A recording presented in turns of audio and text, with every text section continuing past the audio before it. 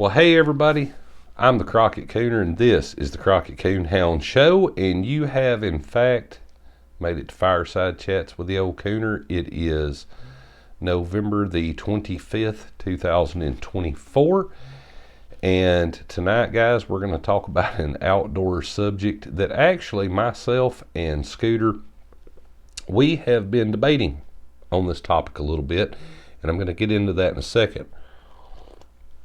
But I'm going to go ahead and tell you guys, when you talk about this subject, you're either going to lose followers, gain followers, people are going to laugh you out of the place, or they're going to agree with you 100%, and that is the topic of Bigfoot. I said it, folks. Sasquatch, the outdoor hairy man, whatever you want to call him. Yep. I am a believer of it, folks, and I'm going to explain why. I'm going to get into some detail here, because there are some people that Bigfoot is their hobby, and there's some people that have dedicated their whole working careers to Bigfoot. So we're to start off on this one, guys, because like I said, myself and Scooter, we debated on this video for quite a while, and he finally today was just like, do it, man, I think it's time. And I'm like, all right. So guys, I grew up in a very rural, not super rural, not Alaska rural, but pretty country southern town. And if you'd have asked me growing up, guys, about Bigfoot, the hairy man, Sasquatch, I'd have just laughed. I'd have said, no, that's people that have seen mistaken identities of animals. You know, they saw a bear, wasn't supposed to have been a bear in that area. They saw, who knows, somebody's pet monkey. There's no telling what I'd have said.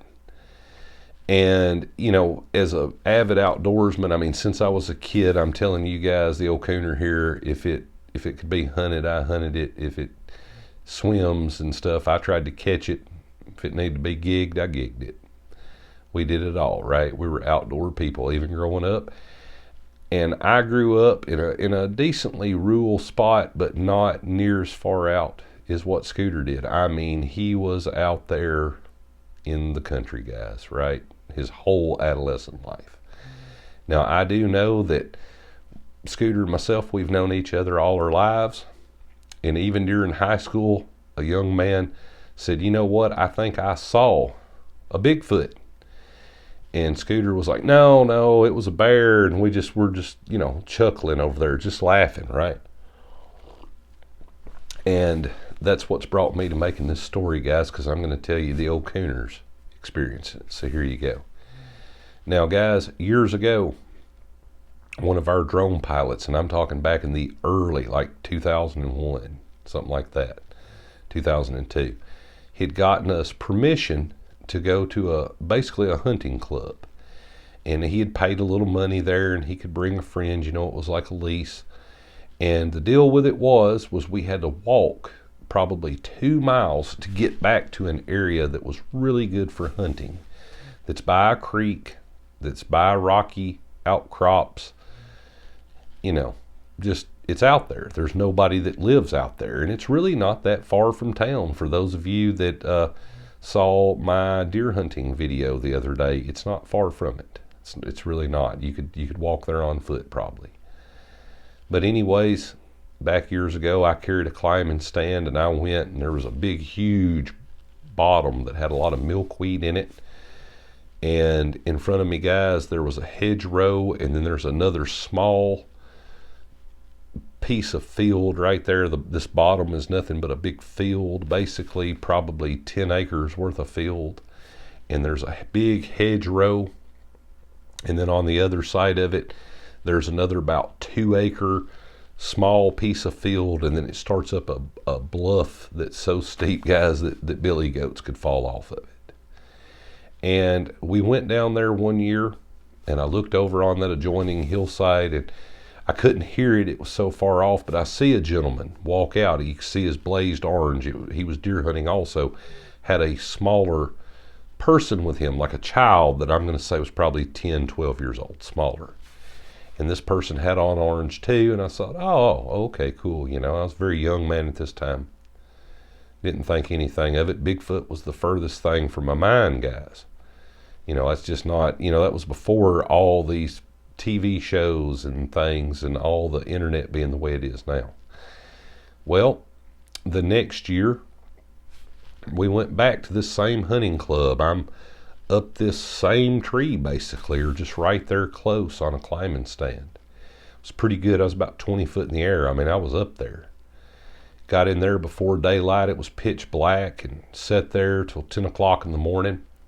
Looked over on that hillside, saw the young man, the boy. I could just, something I just knew, hey, that's the same guy. He must live back that way somewhere. Must be a house. And they hunt way back in here.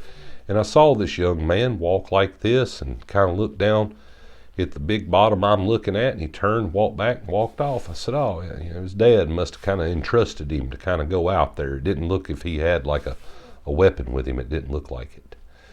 Any kind of sporting rifle or anything. Well, guys, I didn't think much about it. And about 2 or 3 weeks later, I was sitting there in the same tree, had left the climbing stand down there because it was all underneath lock and key to get in. We had to park and walk. They didn't want to give us a key because we didn't pay a large enough amount of money, basically. And we had walked way back in there. They told us they didn't care how far we walked because there was more to that deal. We wasn't really, not everybody on the lease wanted us there. We'll put it that way. And we went back there. I went back and I climbed up, and I'm watching this bottom, and about 10 or 11 o'clock again, I look up way out 200 or 300 yards in front of me on top of this hill, and I see something, guys, and it's short, about the size of the young man that I'd seen up there, the boy, whatever you want to call him, except this time it looked extremely dark, and it's rocking like a person that's tired. It's rocking on its feet. It was right beside a tree. It was just rocking. And then all of a sudden I watched this for about 30 minutes, and I thought, nah. For people who hunt and fish, I was like, nah, it's a little bit windy. It's bound to be a limb flopping that's got some leaves and things on it. No way there's anything up there. And once again, Bigfoot was the furthest thing from my mind. No such, you mean to tell me a giant hairy man or ape or something's running around the woods of North America? No way. And all of a sudden, it looked as if it rocked one time, and then it kind of went behind this tree, and it was gone. And I didn't think much of it, guys. Years went by, right? Years. And about 20 some odd years ago, I got into hunting dogs the same way my grandfathers and all of them did, people in my family. And I said, you know what? I'm going to brush up on this. I'm going to get good at this. I'm going to handle dogs. I'm going to go with people and everything. And I did that for a good 4 or 5 years. And then I started handling hounds for people. So I was basically a trainer. They would send them to my home. And what do you do in an event? So this is important to understand. You have to win small events a lot of times to get into the bigger events. Okay?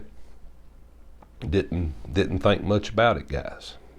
Bigfoot's the furthest thing from my mind. But I did have this little bit of an activity. I would come home when I was bored, when I wasn't hunting or something, or during the daytime, because for those of you that don't know, raccoon hunting takes place at night, But I would watch these TV shows and little movies, and it's just like I started looking it up, and I'm like, what is this? All these people are talking about. Okay? And I didn't think much about it, guys. Really didn't. Still, that's the furthest thing from my mind. No, these are a bunch of good old city slickers, right? That are, or a bunch of people trying to start a big ruse or something.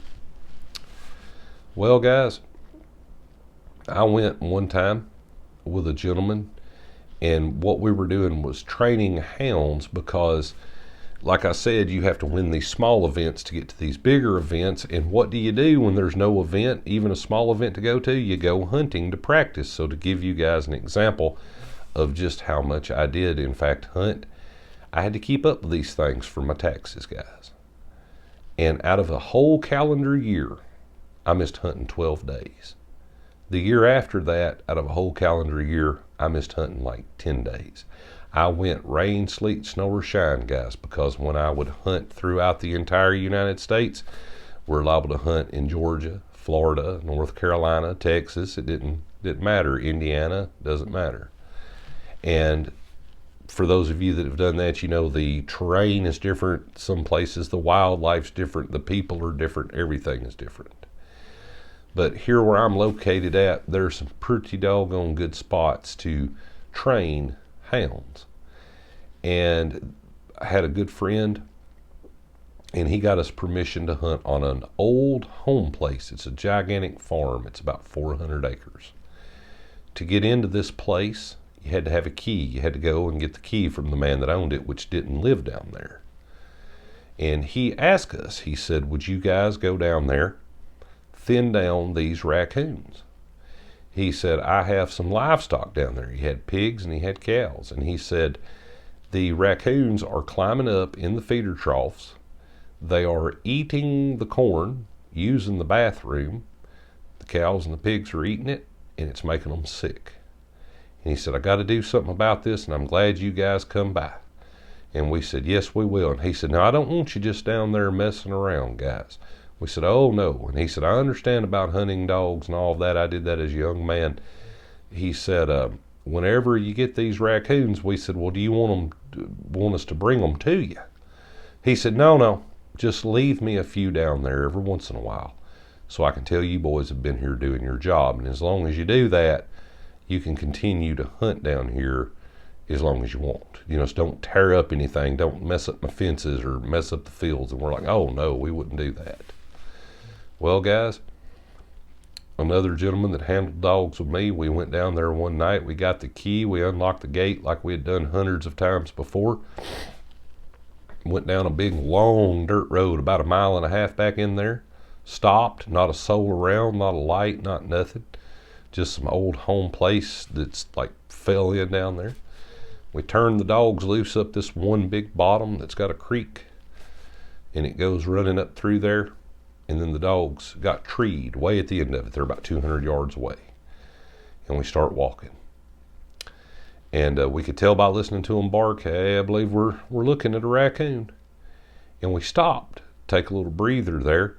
And all of a sudden, off this big hillside beside this branch, little creek that runs through there, comes this rock. And it's not a big rock, guys. It's about like that.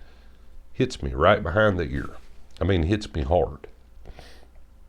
The first thing I thought had to be somebody with a slingshot. Had to be squirrels. You know, so we're looking up. No squirrels. It's fall of the year. Probably about this time of the year. And like I said, this was some 17 years ago, 18 years ago, something like that. Maybe even 19 years ago. It was a long time ago. And all of a sudden, my friend's in front of me. They're about 10 yards out, standing on the same little trail we're going up, and a rock flies and hits him, and he's like, ow. And then all of a sudden another one flies and hits me, and we just yell out. We're like, hey, quit throwing those rocks. And as my buddy yells, rocks are coming from this hillside out in the dark. Well, I kind of turn around, and for those of you that know about coon hunting back years ago, you wore bump caps. Some people still do. And for folks that don't know, it's basically like the old coal miner lights. You have a helmet with a light and all this. And I turn around, and the next rock that hit me hit right about here, and it just really rang my bell. I mean, it hit me hard. And I thought, no, buddy, we're going to give you a little scare. And I'm not going to leave here without my hounds, because actually the one that was down there treed wasn't even my dog. And we're talking about $5,000 worth of dog, folks. And I turned around, kind of over here from where the rocks came from. I picked the top of a big oak tree, rattled one off at it. As I do it, folks, a rock's thrown right at my buddy, like it didn't even matter. Then it stopped. We walk on down, we get our dogs. And for those of you that have been out hunting and things enough, at that point in time, it's creepy. It's like the woods were getting real quiet. But we still thought, it was somebody. It's somebody trying to run us off. Somebody's big ruse, they're joking with us, guys. And it went on. Now that was fall of the year. It went through winter. It went to that following spring, where we had pulled down in there, same farm, and went up this bottom. There's a bottom this way, which actually goes out into a gigantic hayfield. And when I say gigantic hayfield, guys, I'm talking probably, if I was a betting man, 40 acres worth of hayfield. I mean a big hayfield. And we went out there a few nights before, and there were big rolls of hay, and they picked them up and stacked them up. And we missed a couple of days of going to this place, and when we went back, they'd been back to get all the hay. The hay was gone. So we have this beautiful hayfield that's about ankle high, where it's been cut.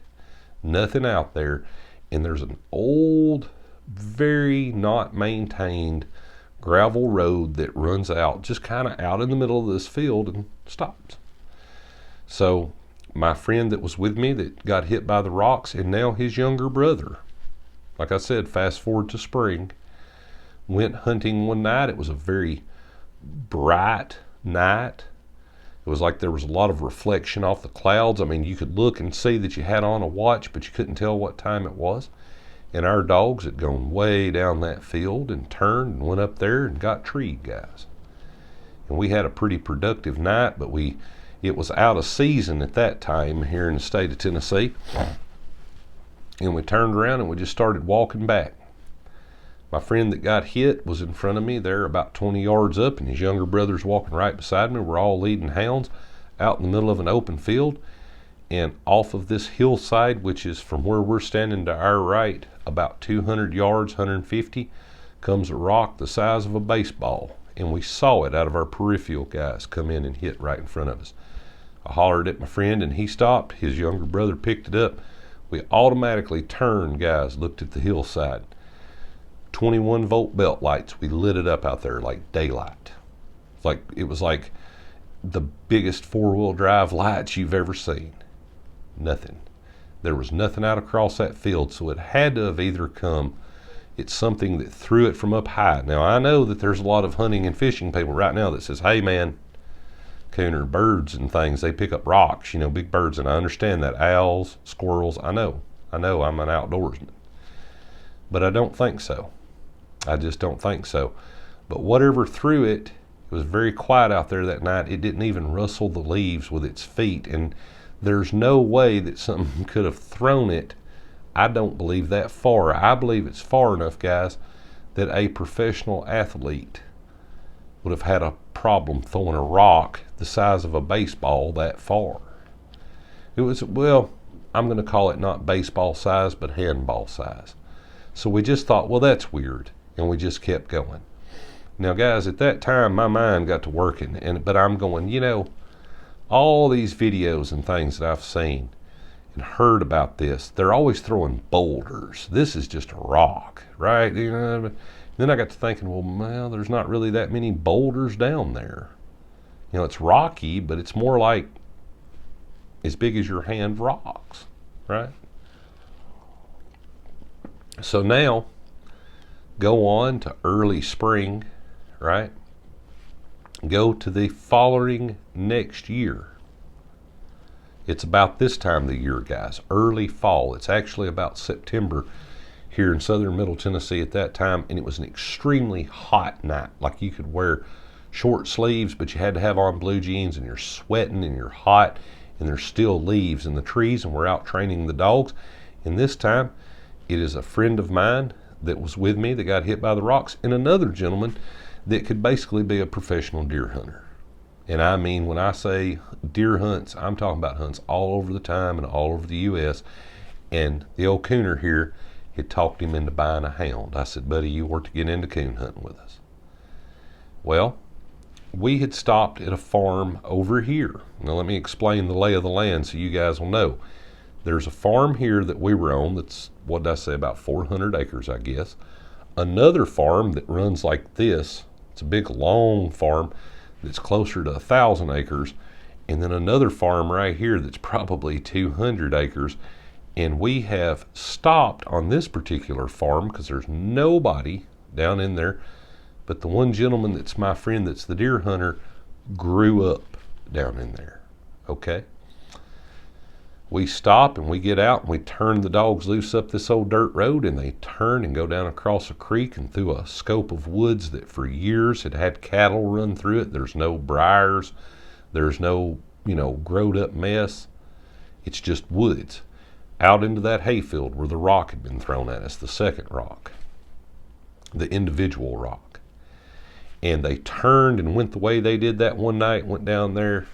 They loaded up. We could hear them. They were so far off, guys, that you could just barely pick them up. And we started walking.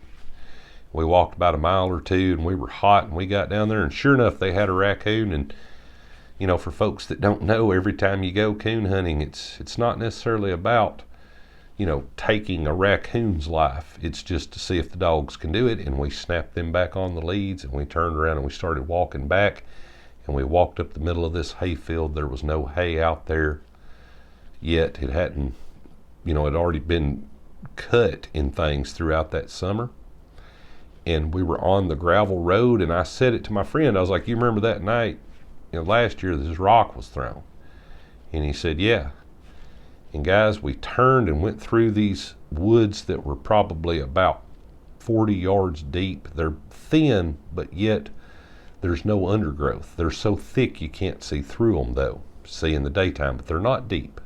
If you look at certain spots, you can see the field through them, or you can see the creek on this side of them.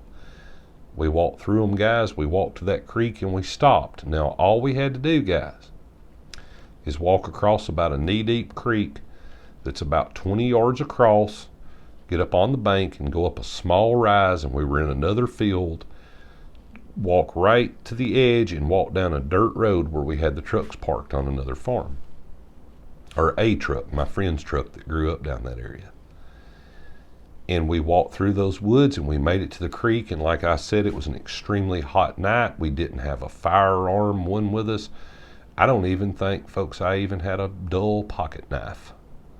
We just had our hunting dogs. I had two. My friend that was with me with the rocks had one, and the other guy that's my friend that's the deer hunter had one young new hound that was about almost a year old for folks that coon hunt. And we stopped and just were taking a break. I had my back to the creek, and my friends here and the other friends here, and we were getting ready to walk across, and then it started, guys. It was this yell for you Bigfoot folks, Sasquatch folks. It was a vocalization. And it was just the, oh, and it was so strong, folks. So strong. It was just on the other side of those woods that we had just come from. Like out in the field, we came through the woods. It was just out there. We missed it, or it ran across the field. It's something. Who knows? Maybe it was there the whole time and we walked by it and didn't see it. But folks, when I say yell, I'm telling you that it is so strong, it would be as if I took the palm of my hand and punched you in the chest. I'm talking a vocalization that was so loud, it's like being at a musical concert where they have those huge stadium speakers. And it didn't just do it for a second or two. No, it felt like an eternity, folks. But in reality, to give you a good time frame, I'm going to say a solid minute. And it didn't tone down. It didn't go, oh. No. It started off and got high and then just up and stopped. And when it did, folks, I'm telling you, for all the people that make Bigfoot videos and all this, and they talk about occurrences and all these things that happen, after that was silence. There was no crickets chirping. There was no birds making sounds. There was no wind blowing that night. All you could hear behind me was the creek. And I look at my friend and I said, hey man, did you hear that? And he's only 8 foot in front of me there. And he goes, yeah man, and he's already turned looking. So for folks that hunt and fish, you guys know what I mean. When you hear a sound, you're right on it. You know what I mean? My other friend that deer hunts, he's looking, but he's also scanning to make sure nothing's coming in. I said, hey man, what do you think that was? And he said, I don't know. And he's still looking, but none of us has lost our cool, guys. None of us. That's a hunting and fishing thing. You know, you don't lose your cool. You got to maintain, you know, people who bear hunt, you guys know that. If it comes charging, stop it from charging you, you know. Well, anyways, I said, what do you think it was? And he said, I don't know, and I don't want to find out. Let's go. So we turned around, we went across this creek, and guys, as we went across this creek, it hit me. It was like all the folks I'd heard talking about this, and I thought, oh no, not the old Cooner here. We're going to get up there on top of that hill, and we're going to light this place up like daylight. If it comes down through there, I'm going to see it, if it comes to where we just were. And I told both my buddies going across, I said, listen, when we get to the top of that hill, let's turn around, take our lights, light up that bottom down there and look. And we did. Nothing, folks. We started walking. Nobody's saying nothing. But I'm going to explain the mood to you. Now, we're hot. We're tired. It's like a Tuesday night. We're out in a very remote place. Nobody really lives there. We start down this dirt road. And we're steadily moving quicker. Okay? But we're not running. We're just moving quicker. And nobody in that group of people that were hunters wanted to admit what we just heard. We're all processing what makes that sound. It didn't sound like a cow. For people who know cattle, you know how they beller, that roar, roar. You'll hear them at nighttime. No. That's not what this was. This was not even grizzly bear yell, and we don't have those in our area. And folks, when we made it probably halfway down that dirt road and we could see the truck, I told my friends, I said, listen, when we get down there, let's load the dogs up, because for those of you that don't know, hounds ride in dog boxes in the back of the truck. They have their own specialized, some of them are very expensive dog boxes to ride in. Keeps them hot and cool and all that stuff. I said, we're going to load them up, and you go around and get ready to start your truck, and you put the lights on high. And I told my other friend, I said, right before you get in, you turn on your light, I'm going to stand right at the door while it's open. We're just going to light it up again. And we do, down that road. Well, nothing, folks. The whole ride home, nobody said nothing. Finally, my friend driving said, you know what I think that was? So what's that? Big cat. It had to have been a big cat made that sound. We don't have big cats in my area, folks, but we do have some videos here around close where they've come down. I said, no, I don't think so, buddy. And he said, well, I don't know. And I asked my friend in the middle that hunts with me, I said, what do you think it was? He said, I don't know, Cooner, I don't know. And I'm the whole time, it's running through my brain of what people have said, what I've seen on television, guys. I finally looked at my friend and I said, you think it's the same thing that threw those rocks at us? And he turned around, looked at me, and he said, well, that had to have been somebody. This is all different occasions, different events, right? This is just different. It couldn't be. Now, guys, I came home, much like the rest of you, and what did I do? I started checking soundboards. I checked every soundboard I could find about animals in this area, animals that could have wandered here that are wildlife, even livestock, okay? Nothing that I could find made this sound other than what people report Bigfoot being. I mean, some of these Sierra sounds, those types of things that like Ron Moorhead, all those guys are talking about. And I'm like, well, and see, guys, before, if you'd have asked me, hey, Cooner, do you believe in Sasquatch? Do you believe in Bigfoot? I'd have said, that's the craziest thing ever. If there is one, it's out in the Pacific Northwest. There's nothing like that in the southern United States. No way. But guys, I'm telling you, every hair on my body stood up when I heard that sound. And I checked the soundboards and nobody mentioned it. I was hunting with my friend again one night, different farm, different place. I said, man, what do you think that was? And he looked right at me, just as plain, and he smiled real big, and he said, you know what it was, Cooner? That was Bigfoot, buddy. I think it's a real thing. And I said, I think you may be right. Now, we didn't see anything. I guess that would have really helped if I could have been one of those folks that said, oh, I saw a 800-pound bipedal primate running across a field or, throwing rocks. But this story gets better, guys. Now, this whole time, I have told Scooter, buddy, let me tell you, I was wrong. I think this is a real thing. And he's laughing me out there. He's even trying to help me because he's one of my best friends since we were kids. And like I said, he grew up in an even remoter place than where we were hunting. I mean, rural. And he's going, nah, buddy, no, you've mistaken something. It had to have been something echoing, somebody playing a joke. It was a ruse. But I'm just telling you guys, as far out as what we were, I don't think so.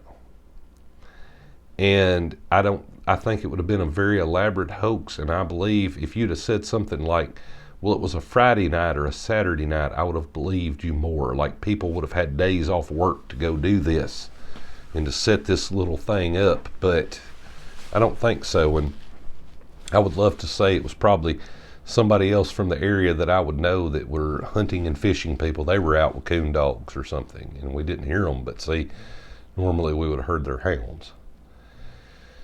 And I'm telling you guys, this went on though.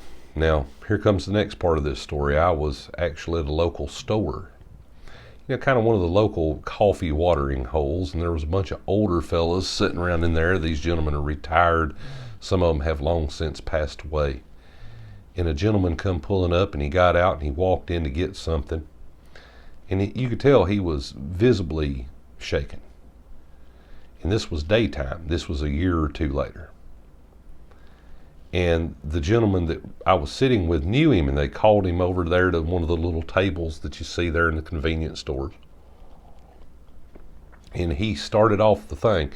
You guys are going to think I'm crazy, but I know what I saw, and proceeded to tell us this story that there had been something coming around his home. Now, here's the deal about this, guys.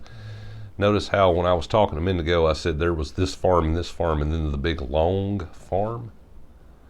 Well, there's a road there. He lives right on the other side of that road. So he's right there within a mile radius of where we were at.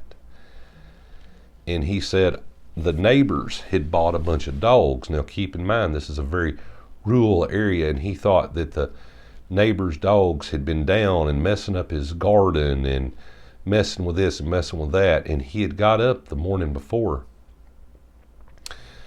and was going to come to town or whatever, and saw what he believed to be on his front porch, a dog laying there, big dog, with its back to him. And he said he kind of took his foot and did a little kick in action, said, "Get off my porch." And said this thing turned on its all fours, ran out in the middle of the driveway, stood up in front of his truck and looked at him. And he said, it was it, guys. And this man's starting to literally almost cry while he's telling us this. And of course, the gentleman that I'm talking to are like, what? And he was like, it was Bigfoot. It's Sasquatch. He said, but it was female. You could tell it had breasts. That's what he kept saying. And he said, oh, y'all don't believe me. You don't believe me. But I didn't laugh, folks, because I knew where this man lived. And I thought, Well, it rocked on there a little bit as we were talking at the store, and he said, my daughter has called some people, and they're going to come investigate this. Now, guys, I'm going to tell you, they are a major organization here in the United States. They have a very extensive website, and I have actually met one of them, and they are pretty good folks, okay? And they went down and they investigated or whatever, and they said, oh yeah, this man had a class A, I guess is what it is, sighting. I, myself, guys, this was back, like I said, some time ago in the 2000s, got on their website and started looking around, and I thought, I never thought about this, but I've had some rocks thrown and some things happen. I'm going to find out myself. And sure enough, now here's where this gentleman lives in this long farm and where we had hunted. There's some old churches there and graveyards. And there was a recorded video that this lady had sent in. Her and another lady were these historical type of people. They go out, they look at like cemeteries and graveyards and the dates on things, and they were out there on a beautiful, sunny, pretty day in the daytime, and there was a lady filming, and the other lady said something about, wow, look at the year on this gravestone. And shortly after, the lady kind of laughed and said, yeah, that's old. From the distance, off in the distance, from where we were hunting, folks, that direction, you could tell, I just know the lay of the land. Oh, it was the same yell we heard. The difference is these ladies heard it from 300 yards away, and I heard it from 40 yards away. Now, to go a little bit further with this, guys, the whole time, Scooter's laughing at me. Oh, no, man, no, it's just a cow bellowing in a bottom or something. It's a mistaken sound. It was somebody out around a home place down there. He's laughing at me the whole time, telling me, I'm starting to get worried about you there, Cooner. I am, I think. No, I would expect more for a person that was a professional hunter. And I'm like, no, listen, I was wrong, buddy. I was wrong. This is a thing, right? And didn't think much about it. Now, guys, I was, in fact, a little bit nervous about this, and it was later on that winter after we had talked to that gentleman, and I saw him again at the store there by the pumps there at the side, the gas pumps. And I stopped him, and he didn't want to talk to me. And I just looked at him, folks, and I went, oh. And as soon as I said it, he looked right at me, his eyes got real big, and he went, you boys heard it too. And I told him the story that I just told you folks, and he looked right at me and he said, I wouldn't go back in those woods, son. I don't know what that is, and I've lived down there my whole life. I've heard some strange noises at nighttime in years past back out there, but we just thought it was a cow or a dog or, you know.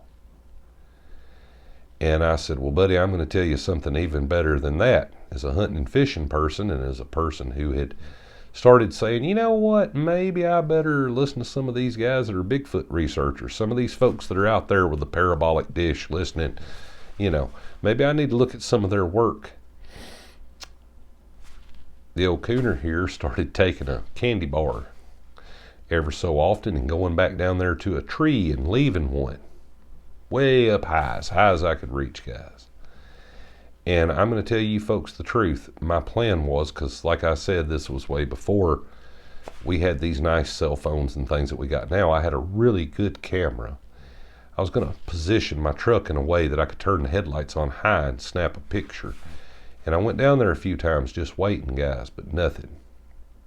But I never found any of those candy bars again or any of the wrappers.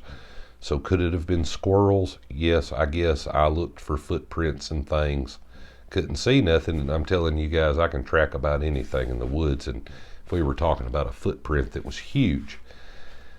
But as luck would have it, at a very large professional coon hunt one time, I happened to look over to my side, and I saw one of the head members from this large organization of Bigfoot hunters.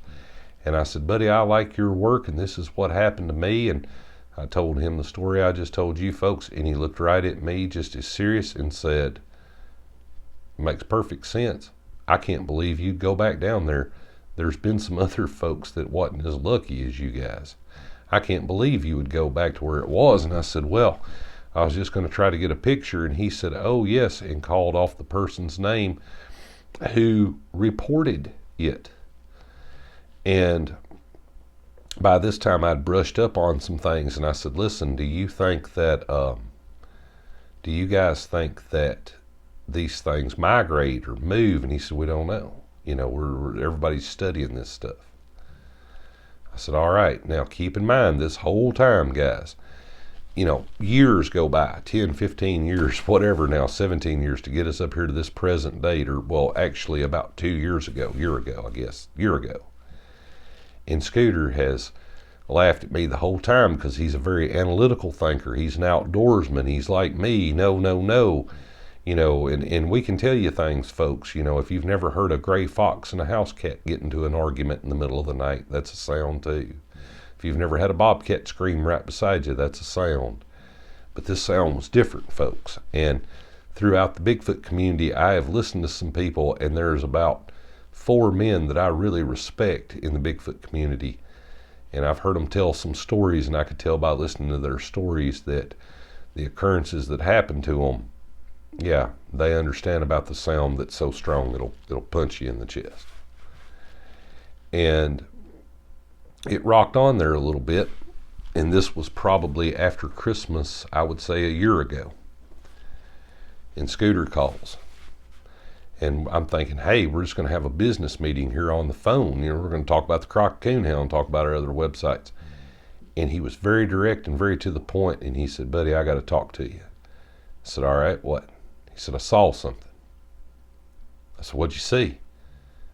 He said, well, I was wrong. I saw something. I said, he just kept telling me that over and over. I said, what did you see? Well, I'm not sure what I saw, but I saw it real good.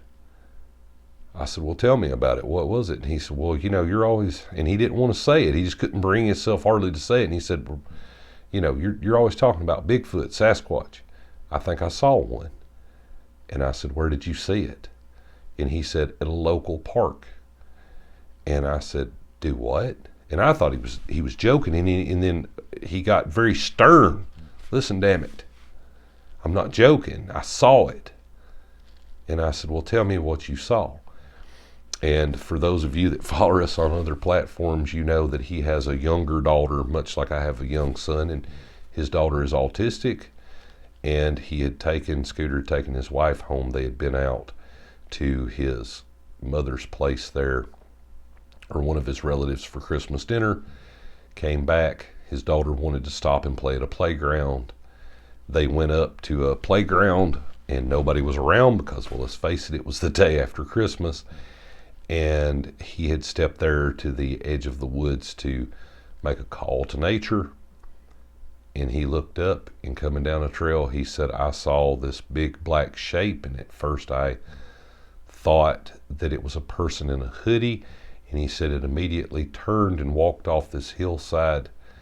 And it moved so quickly. And then it went behind a tree. And it did a number of other things, folks. And I would love to continue that story, but it didn't happen to me. But I'll tell you what did happen to me. At that point in time, Scooter was all ears, and he kept telling me, I was wrong, buddy. I know what I saw. And I've started listening to everything. And he said, I was wrong for just saying, hey, man, I grew up way out and stuff. And he was so shaken, he literally drugged me. He was like, meet me out here at this place. We're going to go look for these footprints. I'm going to show you. I want you to take pictures. And I have them here at the house on a computer, guys. He said, I want to show you how tall it was compared to me. And for those of you that don't know, Scooter is about 6'4", 6'5". He's a big guy, a lot bigger than me. I'm about 6'1". And he even tried to get his daughter to take a look. Do you see it? Do you see it? But she is an autistic person and was much more worried about the playground at that time. And he said, I was threatened at first, and I told her, come on, let's get in the car, and they did. But he said it scared me. I had to make sense of it. And I myself, folks, had to make sense of it. There's people that have these sightings and encounters with Bigfoot, and they don't ever want to return to the woods. And I came up with the thinking that, apparently it's been there for years. And I think a lot of times they somewhat maybe identify themselves in different ways. They make their self known. And us humans just go, oh, that's a bird, or that's somebody back in there whistling or something. Because I still can't prove it, guys, but we left the raccoons on that farm for the gentleman that owned them, and as basically for him to know that we were there. That's another part of this story I need to add. And we asked him later on. I never made any mention about the sounds or anything. And I asked him later on, we were like, did you see those raccoons? And he said, guys, I saw them there for a time or two. But I knew you guys kept coming to get the key to get into the farm. But I stopped seeing those raccoons. And he said, I just thought you boys didn't do any good, or you took them with them, or, you just tried to use the hounds to scare them so they wouldn't think this was a safe area. So, guys, I'm going to tell you, myself and Scooter both, we are avid outdoorsmen. We've give seminars, fishing and things, and when you make a video like this, people go, well, you must be crazy. But now, the good part about this is, and I'll let Scooter continue his video on what happened to him, but I looked it up for him. He kind of didn't know who to talk to in the Bigfoot community for answers, or the people that seem to be the most legitimate. And once again, I went back to a major group of folks and checked their website, and lo and behold, about 2 years before, a mile through the woods, because this is at a totally different side of the county and things where I live, there were some people that were coming home one night. They live out kind of at the edge of a remote spot. They pulled in and said that they saw what they believed to be a giant black colored Bigfoot cross their driveway. And sure enough, through the woods, that's no more than about 2 or 3 miles from where Scooter had his sighting. So, guys, I know there's a lot of people that just say that's the craziest thing they've ever heard. Like I said, we had kind of debated on making this video for a long time, because you'll lose a lot of folks, but you'll gain a lot of folks. And there's a lot of other folks that have information on things, have had little occurrences, but they're scared to come forward and say anything, because they're like, boy, people are going to laugh me out of here. They're going to say, you don't know what you're talking about. I guess they could say that about myself and Scooter too, but if they do, they do. That's their opinion. And we're like, all right, because once again, like I said, myself and Scooter, as much younger men, we would have laughed you out of the room. We'd have said, listen, we're outdoors people. There's no such thing as this animal. It's mistaken identities. It's a joke. And we were both wrong, folks. And like I said, I had my occurrence 20 years just hearing a sound and rocks thrown, 20 years before Scooter did. And the whole time he told me, no, I can't believe you're saying all this. And then just one day, he was just taking his daughter to play there at a playground that's kind of remote at the edge of a park. And he had an occurrence, and he said, I don't think it was trying to hurt me or anything, but I don't know. He said it was big and it was smart. You could tell, and it could move rather quickly. So, but anyways, guys, there's our story, and that's why myself and Scooter do in fact believe in the old Sasquatch or hairy man. And I say it all the time, guys. I'm going to end this video right here. Definitely stay safe on the water, stay safe in the woods, and definitely stay tuned here at the Crockett Coonhound Show. Myself and Scooter will have you guys another video dropping shortly. You guys have a great day.